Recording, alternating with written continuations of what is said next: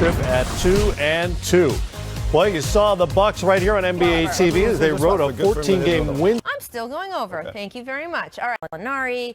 One historical friend. Him and Avery. Avery actually the one who told me at halftime, and then on the floor, DeMarcus was the one who let me know like every time out. You came in averaging 30 or so over the last 6 games. Do you feel a little more comfortable just since?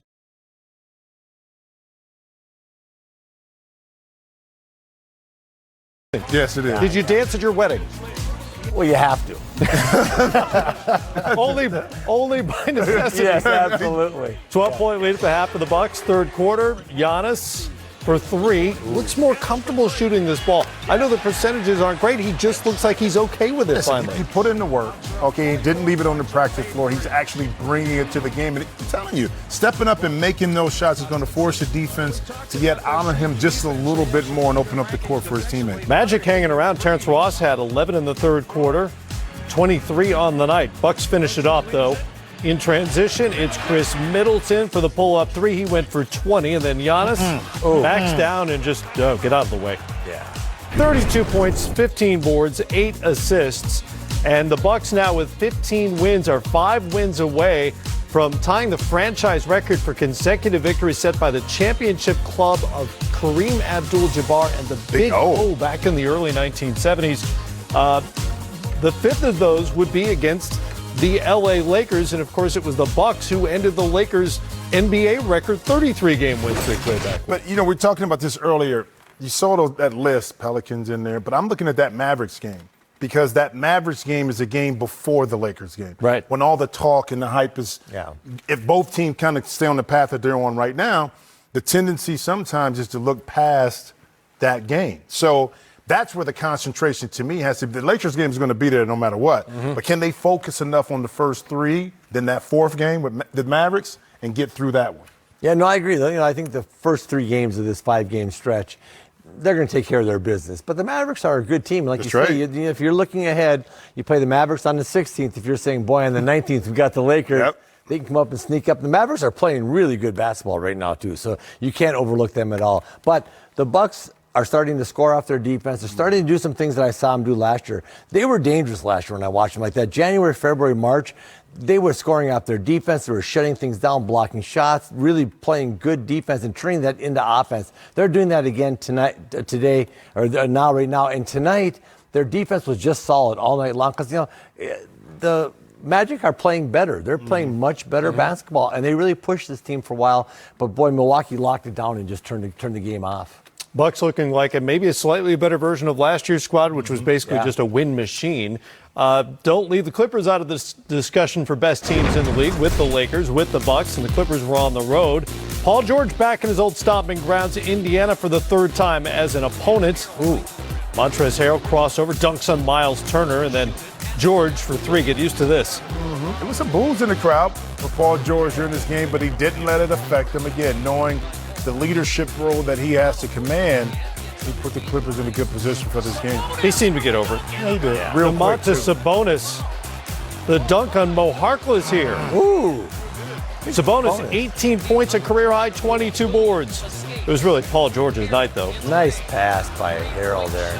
How much of that has his game expanded and kind of making play, especially off the dribble at times? I couldn't agree more. Harrell's playing so well for them. And tonight you got to remember Lou Williams, who's a great player for them, was 2 for 19. And they still found a way. No Kawhi. In essence, no Lou Williams, but a whole lot of George.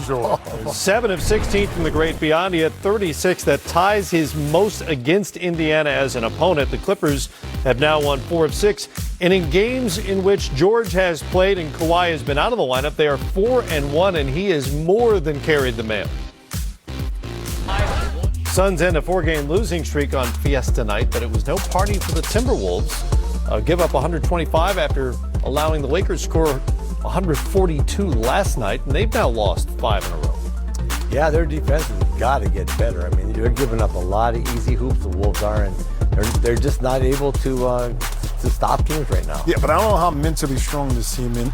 The fluctuations, to me, says a lot from a leadership perspective. There's some games you're going to lose in this league, don't get me wrong, but they have too much challenge to drop 5 in a row, especially when you have some games that you should win. So they have to reevaluate some things there in Minnesota. Because, once again, you find yourself slipping in the win-loss column. This wraps up an 0-4 road trip for the Timberwolves as they limp back to Minneapolis. More coming up here on Game Time presented by Kia. We'll take a look at Tuesday night's TNT tilt. Joel Embiid v. Nikola Jokic. Crew there in Sacramento. This is Game Time presented by Kia. That's the Hall of Famer Kevin McHale. Jim Jackson's right there. I'm Matt Weiner. Good to have you with us. And you're here at just the right time, apparently, because we got all sorts of stuff going on around the league, including that buzzer beater from Bielitsa. And it wasn't the only one of the night in New Orleans. This happened just a couple of minutes ago. Derrick Rose in a tie game. Got it. D. Rose gives the Pelicans their 9th straight loss as the Pistons win that game.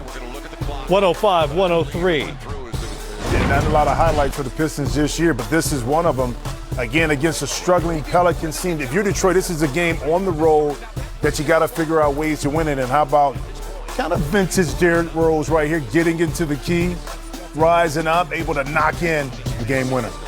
Technically wasn't a buzzer beater because they did put some time back on the clock, 0.3 to be exact. Got to be a tip, 0.3, and they couldn't execute it. That's a nearly impossible thing to pull off. Redirect, that's tough. You got everybody down by the rim anyways. You can't catch your shooter, so. But they robbed D. Rose of his buzzer beater. I think he still takes it. He gets the game winner, but that's not a buzzer beater. We'll give him buzzer beater. That's the technicality. Exactly. Did you win the game with the shot? Absolutely. Okay. Oh, he absolutely did. There you go. It's always better when the buzzer goes off while it's in the air or going through the net. And the thing I liked about that, it showed kind of vintage Derrick Rose, the ability to get low, get a little body on a guy, get him off you, turn, elevated, and knock that how about they shot put it down in his hand? I know. They said at the end of the game, D. Rose, you got to take care of your business. And that shows a lot of confidence, I think, not only from the coaching staff, but his players. They stayed wide. They allowed him room to operate inside. Well, that is a team that has been searching for that guy for years now. They played, so much through Blake Griffin when he's been healthy the last couple of seasons. But if you want somebody who can create his shot, Rose is probably the best candidate on this team. Yeah, I would say so. And when you look at New Orleans, boy, I tell you what, when it rains, it pours. I mean, the injuries they've had and trying to come back, they have a chance to win the game. They lose it late. They're struggling right now, and they need to get their horse back, Zion Williamson. And I need to get him back. I want to watch him play. He's like, back. Yeah, exactly. I need the entertainment factor. He hasn't been out there. We can't get him back until he's been out there. Well, you saw a lot in the exhibition. Not the preseason. Yeah. But one thing I say about Alvin Gentry's team is that they play hard. Agreed. Okay, but at what point, if a lot of that hard work doesn't transform and manifest itself into some wins, do you have to figure out as a staff, because I've been there before early in my career with the Mavericks, we're in games, but we lose it. That is deflating, especially for a group of young guys. Yeah, it's interesting, and they've had more than their share of injuries, of course, the Pelicans. But remember, this was a team that was built not just to watch Zion Williamson develop. This was a team built to compete for a playoff spot, and that's why they brought in some of those veterans in. It has not been good. There were already stories today wondering about Alvin Gentry's job security, and the consensus was from those reports that for the moment, until Zion's there, until he has the bodies around them, that he's probably safe for the time being. But 9 straight losses, the 9th of which came against a Detroit team that had lost 9 of 10 on the road. Derrick Rose does the deed late, finishes off the Pelicans, and here he was after the game.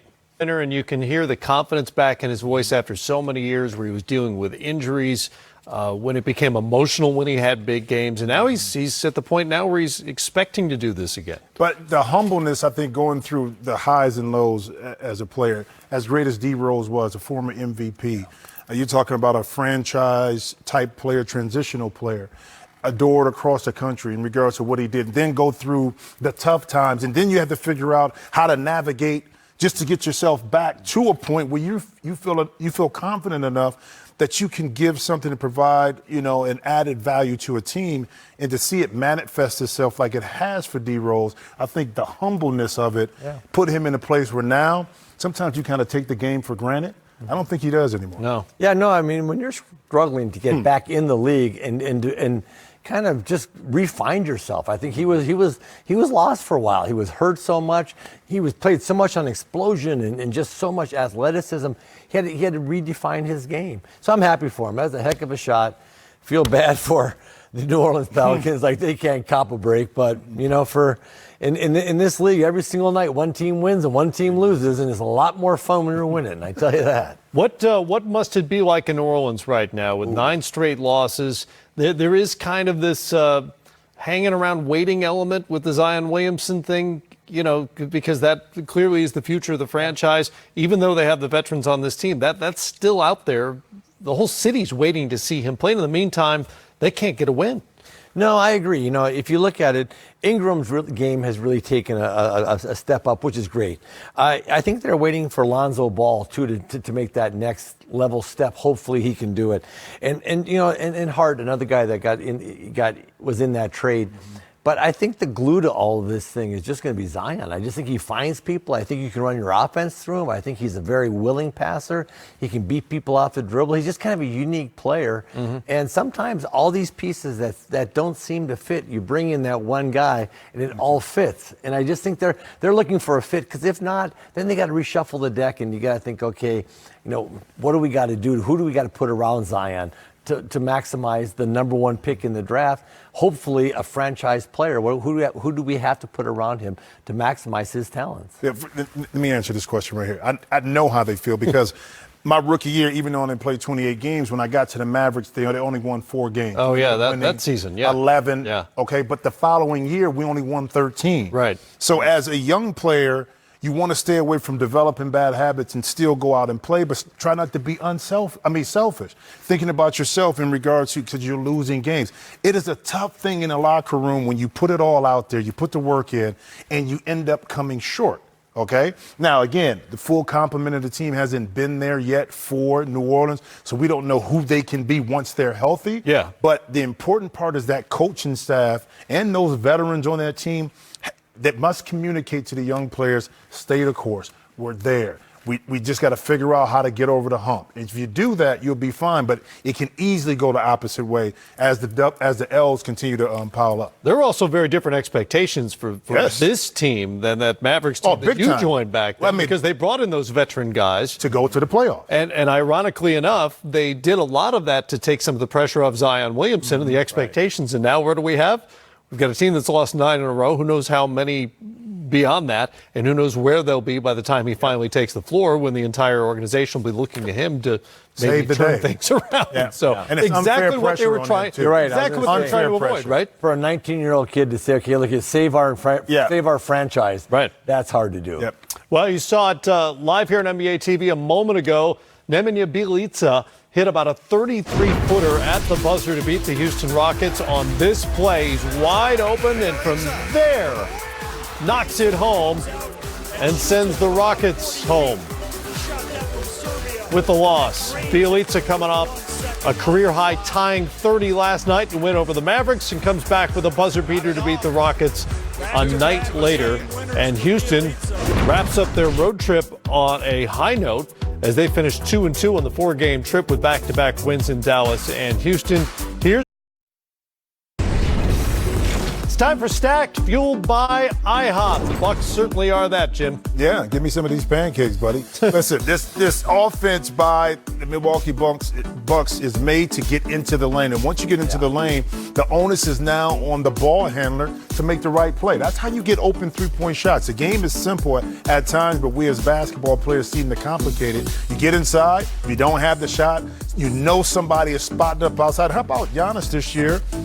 Accepting the role of stepping up and taking three-point shots. So now, those are shots off of assists. So you have, I think, 30 assists or 24 assists on 47 made shots. I mean, that's sharing the basketball, and that's the winning type of basketball, ultimately, if you want to win a championship. And, Jim, we talked about when you play the 5-out, the driving kick is the game. I mean, the paint's open. You got 5 guys out there. Brook Lopez stands out there.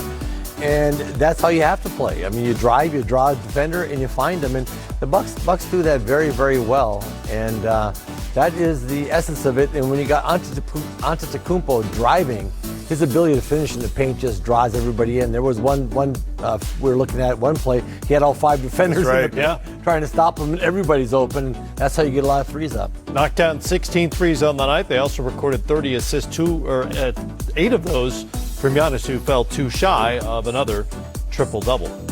I was told there could be pancakes. But at least French not toast. the case. French toast. I just like you're a French toast guy. I'll do some French toast. Yeah. Who doesn't like French toast? I do.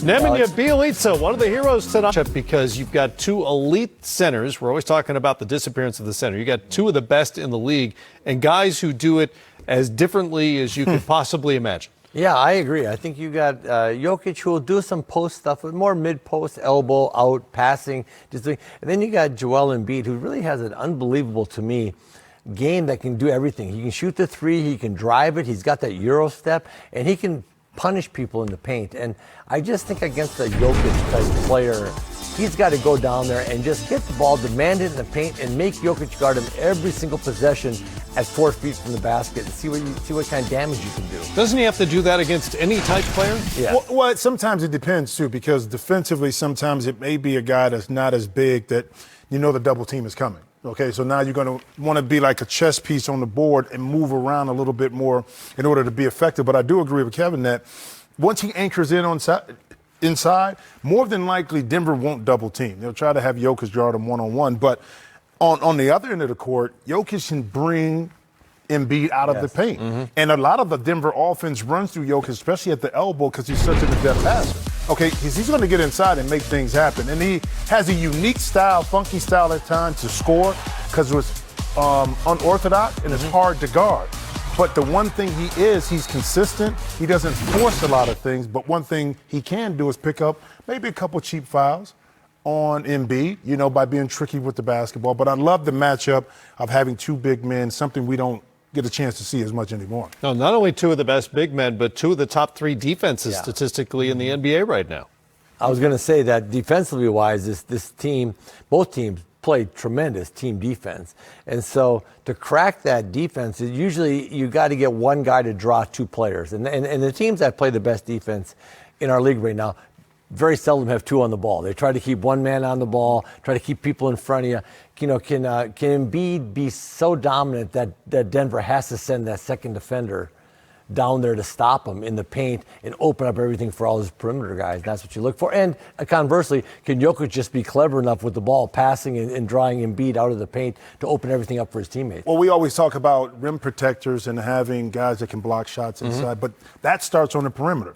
Because if you're not getting broken down off the dribble, then you don't have to worry about paint points and guys getting to the rim and creating fouls on your post players. But I think what both these teams do very well is they angle you off and force you into smaller pockets on the court where now you have to give up the basketball. It's not a lot of straight line drives. And that, I think, to me, is indicative of what a great or really good defensive team is. Should be a good one as Philly tries to protect their so far perfect home court. 1 of 3 left in the NBA who haven't lost at home. Coming up, a sight to give the Grizzlies and their fans the warm and fuzzies. Hey out there, it's game time presented by Kia, up and running from our Atlanta studio. It is great to have you with us as always. Look, it's a Hall of Famer, Kevin McHale and Jim Jackson. That's me. No, that's good. Nothing. That's good. Nothing there. Just me. America's favorite All-American. There we go. Somewhere between that's what I'm saying. Teamwork. 10 and 15,000 early. NBA points, something like that. Somewhere in between. Yeah, somewhere in there. Played the league forever. I could go through the whole resume, but we have no show left. I'm Matt Weiner. Good to see you. Lots to get to, game winners included, but we start in Houston. The Rockets took a loss before they even tipped off Monday when the NBA denied the team's protest related to their loss in San Antonio last Tuesday. The league admitted James Harden's dunk should have counted and that the referees working the game misapplied the coach's challenge rule after the play, but ruled that there was enough time left for Houston to overcome the mistake. The league also announced it will discipline the 3 on-court officials involved. On the court, Houston hosted the Sacramento Kings. Kevin's already making a face. Well, I don't like all that dancing. Don't do that. Okay? When you dance like that, you know what happens? A lot of times you lose on a game winner. I'm just saying. Spoiler alert. No. I'm just saying. Spoiler alert. Just saying. James Harden does his dancing during play as well. That's been effective for him. And he gets a lot of 4-point plays, I'll tell you that. Yes, he does. Just saw one. Harden. There you go. And another. Old-fashioned three-point play, maybe. Running over. I got the football running back, man. Went for 27 and 10 assists on the night. Game's going back and forth. Harden to Russell Westbrook. Harrison Barnes. Oh, toughie. That's a tough shot. That gives the Kings the lead. Harden to Westbrook.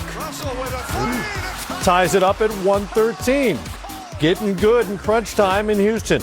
Rockets moving it around. Ooh, nice Ben left McLemore. Yep. How about the acquisition of that young man? He could be huge down stretch of the season and into the playoffs. He had 12 off the bench. Next Kings possession, Buddy Hield puts up the three. It's no good, but they get the offensive board. What happens then? It's a scramble, and you always make that shot out of the Always. scramble. Buddy Hield knocks it down. Hield had 26, game tied at 116.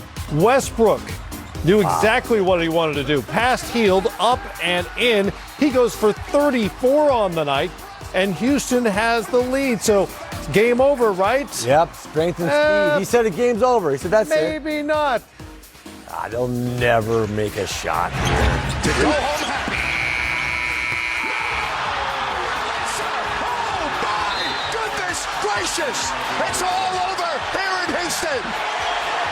Pack them up, but they're already home and send them home. Nates. They are stunned here in Houston. That's what you get for dancing. Right here before the game, bam. No miscommunication that time. P.J. Tucker, James Harden should have switched that play. I'm sure they talked about it in the huddle, but not made him pay for it. Nemanja Bjelica's first career game winner. The Kings finished their